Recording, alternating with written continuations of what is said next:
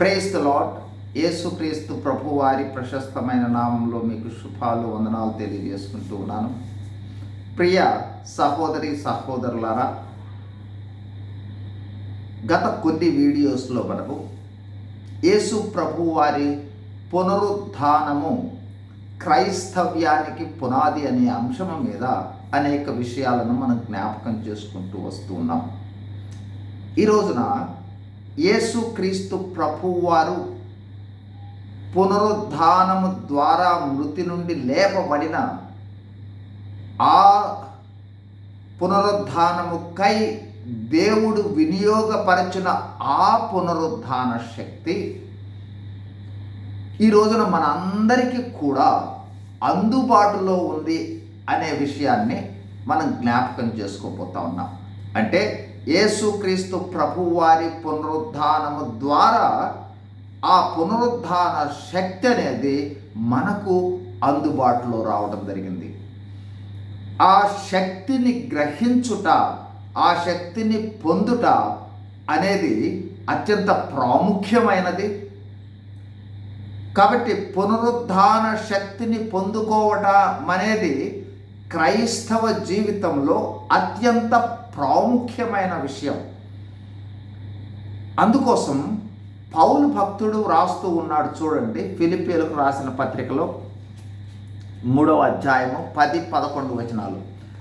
ఏ విధము చేతనైనను మృతులలో నుండి నాకు పునరుద్ధానము కలుగవలెనని ఆయన మరణ విషయములో సమానానుభవము గలవాడనై ఆయన పునరుద్ధాన బలమును ఎరుగు నిమిత్తము ఆయన శ్రమలలో పాలివాడొకట ఎట్టిదో ఎరుగు నిమిత్తమును సమస్తమును నష్టపరుచుకొని వాటిని పెంటతో సమానముగా ఎంచుకొనుచున్నాను.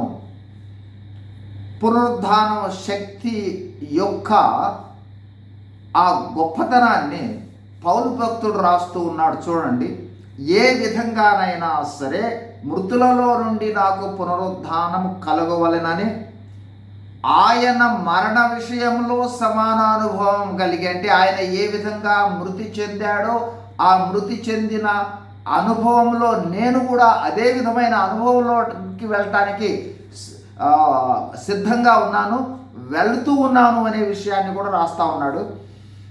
అట్లాగే చూడండి, ఆయన శ్రమలలో పాలివాడొకట ఎట్టిదో ఎరుగు నిమిత్తం, అంటే ఆయన శ్రమలలో కూడా పాలివాడనవటానికి ఆ అనుభవంలోనికి రావడానికి సిద్ధంగా ఉన్నాను అనే విషయంతో పాటు అందుకోసం ఆ పునరుద్ధాన శక్తిని పొందు నిమిత్తమై సమస్తమును నష్టపరచుకొని పెంటతో సమానంగా ఎంచుకొనుచున్నాను.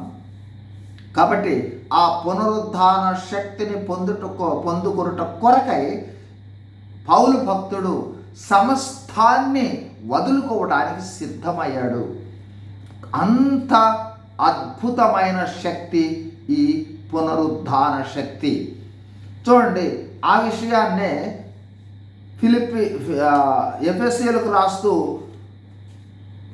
పౌలు భక్తుడు అంటున్నాడు. చూడండి, ఎఫెసీయులకు రాసిన పత్రిక 1వ అధ్యాయంలో ఎఫెసీ సంఘము కొరకై ప్రార్థన చేస్తూ ఆ సంఘాని కొరకై చేస్తూ ఉన్న ప్రార్థనలో ఆయన చేస్తూ ఉన్న ప్రార్థన ఇక్కడ చాలా గమనించవలసినది, చాలా భిన్నమైన ప్రార్థన. చూడండి, 1వ అధ్యాయం ఎఫెసీ 1:19లో మధ్య కొన్ని మాటలు చదువుతున్నాను. చూడండి,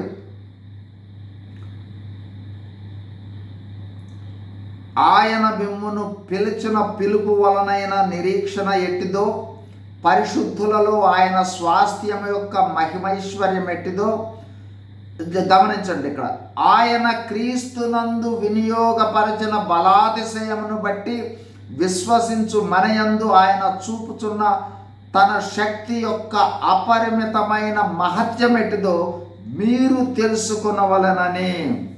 అంటే యేసుక్రీస్తు ప్రభు వారిని మరణము నుండి లేపటానికి దేవుడు యేసు ప్రభు వారి కొరకు వినియోగపరిచిన శక్తి ఏమిటో ఆ శక్తి మీరు తెలుసుకోవాలని నేను ప్రార్థన చేస్తా ఉన్నాను అన్నాడు. అని ఇక్కడ వ్రాస్తూ ఉన్నాడు. కాబట్టి అద్భుతమైన పునరుద్ధాన శక్తి అందుబాటులో ఉంది. ఆ పునరుద్ధాన శక్తిని క్రైస్తవులు పొందుకోవటం అనేది అత్యంత ప్రాముఖ్యమైన విషయం. ఎందుకంటే ఆ శక్తి యేసు ప్రభువుని మరణము నుండి లేపిన శక్తి. ఆ శక్తి ద్వారా పాపము మీద విజయము, ఆ పునరుద్ధాన శక్తి ద్వారా మరణము నుండి విజయము, ఆ పునరుద్ధాన శక్తి ద్వారా ఆధ్యాత్మికంగా ఆటంకాలుగా ఉన్న ప్రతి బంధకాలపై విజయము, అట్లాగే ఆ పునరుద్ధాన శక్తి ద్వారా దేవుని సన్నిధిని అనుభవించే అనుభవము, అట్లాగే ఆ పునరుద్ధాన శక్తి ద్వారా యేసుక్రీస్తు జీవముతో ఈ లోకంలో జీవించే అనుభవము, అట్లాగే ఆ పునరుద్ధాన శక్తి ద్వారానే భవిష్యత్తులో పునరుద్ధానము, శాశ్వత జీవము పొందుకోవడం జరుగుతుంది. కాబట్టి ఆ విధమైన శక్తి అందుబాటులో ఉంది, పొందుకోవాల్సిన అవసరం ఉందనే విషయాన్ని ప్రార్థన చేస్తూ చెప్తూ ఉన్నాడు ఎఫెసీ సంఘానికి. కాబట్టి ఈ సమయంలో మనము గమనించవలసిన ప్రాముఖ్యమైన విషయం ఏంటంటే, ఆ పునరుద్ధాన శక్తిని ఏ విధంగానైనా సరే నేను పొందుకోవాలి అని పౌలు భక్తులు అంటూ ఉన్నట్లుగా మనము ఎంత క్రయాన్ని చెల్లించైనా సరే ఆ శక్తిని పొందుకొని, ఆ శక్తిని తెలుసుకొని, ఆ శక్తితో జీవించుట అనేది ప్రాముఖ్యమైన విషయం. ఇదే విషయాన్ని చూడండి, ఎప్పుడు ఆ శక్తి, పునరుద్ధాన శక్తి మనకు అందుబాటులో వస్తుంది అంటే బైబిల్ గ్రంథంలో తేటగా చెప్పబడింది. చూడండి, 2వ కొరింథీయులకు రాసిన పత్రిక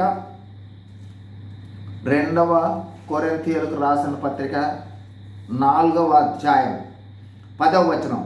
యేసు యొక్క జీవము మా శరీరమందు ప్రత్యక్షపరచబడుటకై యేసు యొక్క మరణానుభవమును మా శరీరమునందు ఎల్లప్పుడూ వహించుకొనుచున్నాము. మరణిస్తే కానీ పునరుద్ధానం లేదు. కాబట్టి ఆ విధమైన మరణ అనుభవంలోనికి వెళితే పునరుద్ధాన శక్తితో, అంటే మనము ఈ లోకంలో ఈ శరీరానికి, మన స్వచిత్తానికి, ఈ లోక సంబంధమైన విషయాలకు ఎప్పుడు మరణిస్తామో అప్పుడు క్రీస్తు జీవము మనలోనికి వస్తుంది. అప్పుడు పునరుద్ధాన శక్తి మనలోనికి వస్తుంది. అద్భుతమైన పునరుద్ధాన శక్తిని పొందుకొని క్రీస్తు ప్రభువు ఈ లోకంలో జీవించిన జీవితాన్ని మనము జీవించగలము. అట్లాగే చూడండి, కొరింథీయులకు రాసిన మొదటి పత్రికలో మనం గమనించినట్లయితే 15వ అధ్యాయము 31వ వచనం. సహోదరులారా, మన ప్రభు అయిన క్రీస్తు యేసునందు మిమ్మల్ని గూర్చి నాకు కలిగి ఉన్న అతిశయముతో తోడు నేను దినదినము చనిపోవచ్చున్నాను. కాబట్టి గమనించండి, పునరుద్ధాన జీవముతో ఈ లోకంలో జీవించాలి అన్నట్లయితే దినదినము మరణానుభవంలో, చనిపోయిన అనుభవంలో ఉన్నట్లయితే పునరుద్ధాన శక్తి మనకు అందుబాటులోకి వస్తుంది. అప్పుడు పాపాన్ని జయించగలము, మరణాన్ని జయించగలము, ఆటంకాలను జయించగలము, సాతానును జయించగలము, దేవుని సన్నిధిని అనుభవించగలము, భవిష్యత్తులో పునరుద్ధానము పొందే ఆ అనుభవంలోనికి రాగలము. కాబట్టి ఆ విధమైన మరణానుభవంలోకి వెళ్ళడం ద్వారా పునరుద్ధాన శక్తి పొందుకోవడానికి అవకాశం ఉంది.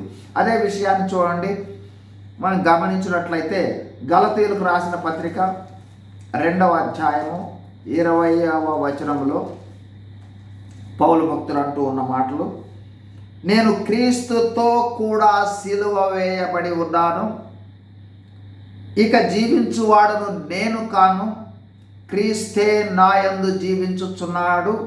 నేనిప్పుడు శరీరమందు జీవించుచున్న జీవితము నన్ను ప్రేమించి నా కొరకు తాను అప్పగించుకుని దేవుని కుమారుని యందలి విశ్వాసము ద్వారా జీవించుచున్నాను. సిలువ వేయబడిన అనుభవం, మరణానుభవం ద్వారా క్రీస్తు జీవం మనలోనికి వస్తుంది. అప్పుడు మనం పునరుద్ధాన శక్తిని అనుభవించగలము.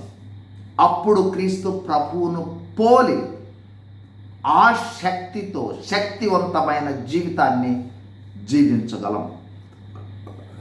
అదే విషయాన్ని ఈ అనుభవంలోనికి రావడం కొరకే రోమా 6వ అధ్యాయంలో ఆ మరణానుభవాన్ని గురించి మాట్లాడుతూ వస్తూ ఉన్నాడు పౌలు భక్తుడు. చూడండి, ఇప్పుడు రోమీలకు రాసిన పత్రిక 6వ అధ్యాయం 8 నుంచి చదువుతున్నాను.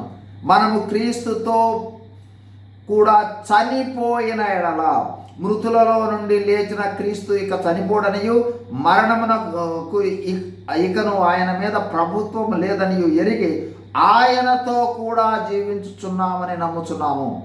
ఏలయనగా ఆయన చనిపోవడు చూడగా పాపము విషయమై ఒక్కమారే చనిపోయాను కానీ ఆయన జీవించుడు చూడగా దేవుని విషయమై జీవించుచున్నాడు.